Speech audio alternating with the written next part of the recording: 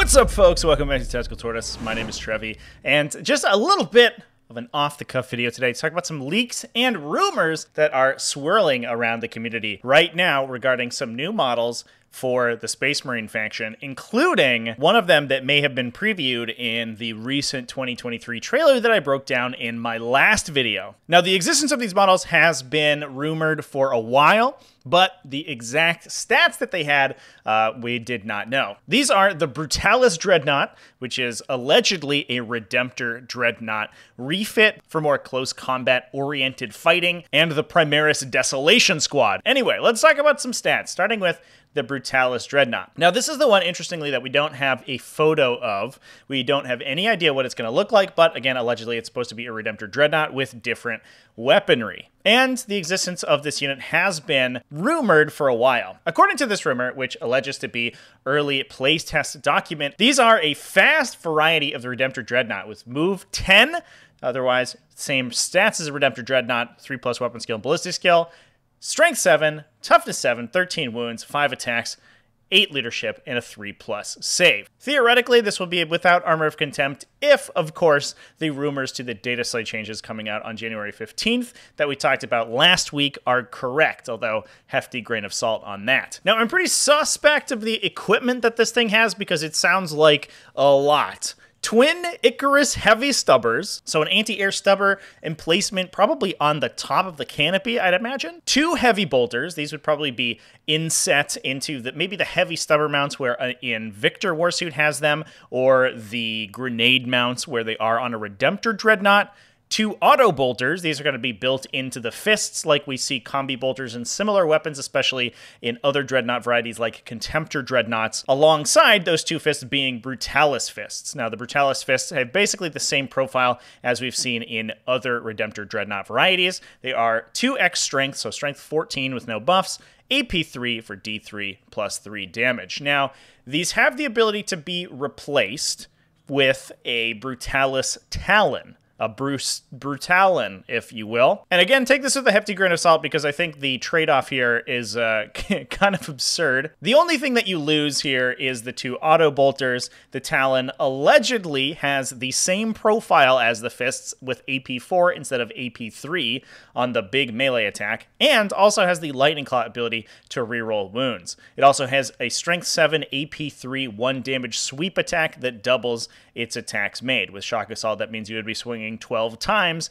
with that Strength 7 AP3 swing. Now, generally speaking, we see Lightning Claw style abilities run at a lower AP and lower damage than the fist variety. So I'm not sure how much I believe this particular rumor. You're giving up what are probably 6 Strength 4 AP0 ranged attacks in the auto bolters built into the fists, 4 plus 1 AP and full rerolls on your strike attacks and the ability to sweep, which seems like a no-brainer trade-off for me. I would expect those Talons to have a base maybe just 3 damage instead of D3 plus 3 if it has a higher AP value, or at least a lower damage value if it doesn't have any other benefits over the fist. So that one, a little bit funky. Also, Icarus heavy stubbers on the top? I have no idea. The heavy bolters also allegedly can be replaced with multi-meltas, which actually gives the Brutalis Dreadnought a pretty reasonable mid-range shooting profile. Either those 6 2-damage shots from the heavy bolters or 4 D6 damage shots on the multi-meltas, in addition to the probably 6 to 8 shots from Twin Icarus heavy stubbers,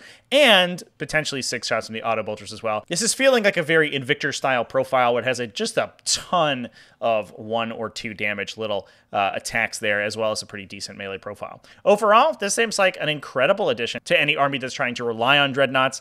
I don't think that it entirely supersedes the Redemptor, since the Redemptor can fire with greater effectiveness at a greater range, but its ranged output with multi-meltas is certainly similar. And I wouldn't be surprised to see, 2 Redemptor Dreadnought lists phased into 1 and 1 Brutalis plus Redemptor, or if you're playing a little bit more of an aggressive bent, you play entirely Brutalis Dreadnoughts. The additional melee damage output from those Brutalis Talons is pretty insane compared to the output of a standard Redemptor Dreadnought. These being Dreadnoughts will probably also have core, meaning that you are most likely going to have access to things like +1 to hit and reroll ones or full rerolls from a Chapter Master. So a lot of Brutalis Dreadnoughts are going to be full rerolling hits and wounds if they're swinging with those Talon attacks.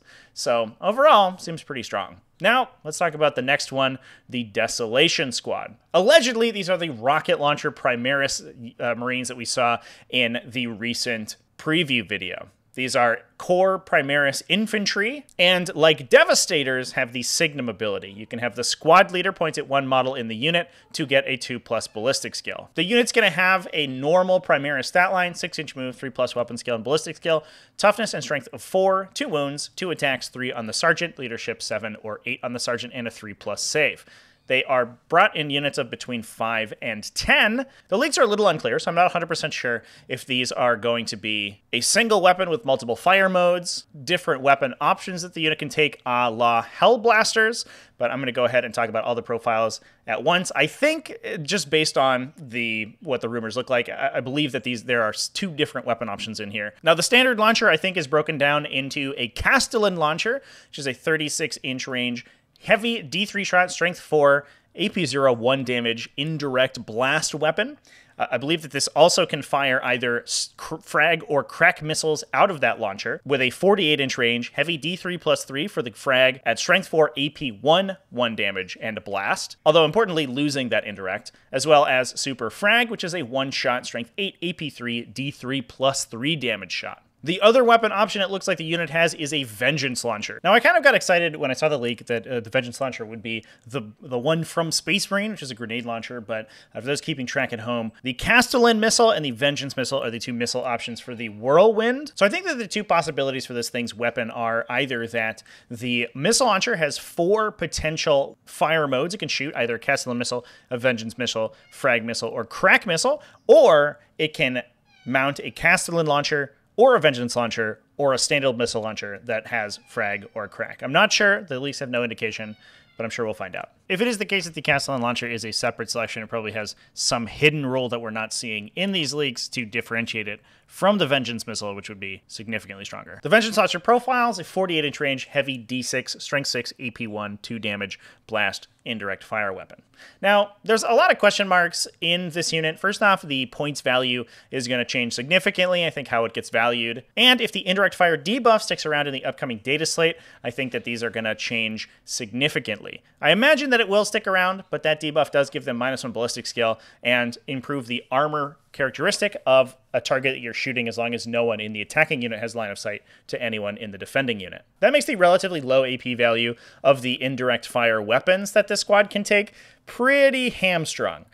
Especially that Castellan Launcher profile firing D3 shots means that it's effectively going to be AP -1 and really bounce off of any decent armor save. Although if there are light infantry that are relying on a demon save or an invulnerable save or just don't have very good armor saves to begin with, it will be nice to be able to peck away at them and maybe kill a 5-model squad off relatively consistently. The Vengeance Launcher as well, being only strength 6, so it doesn't punch against armor very well, and only AP1, so that AP can get reduced pretty significantly by firing indirectly, is also going to suffer.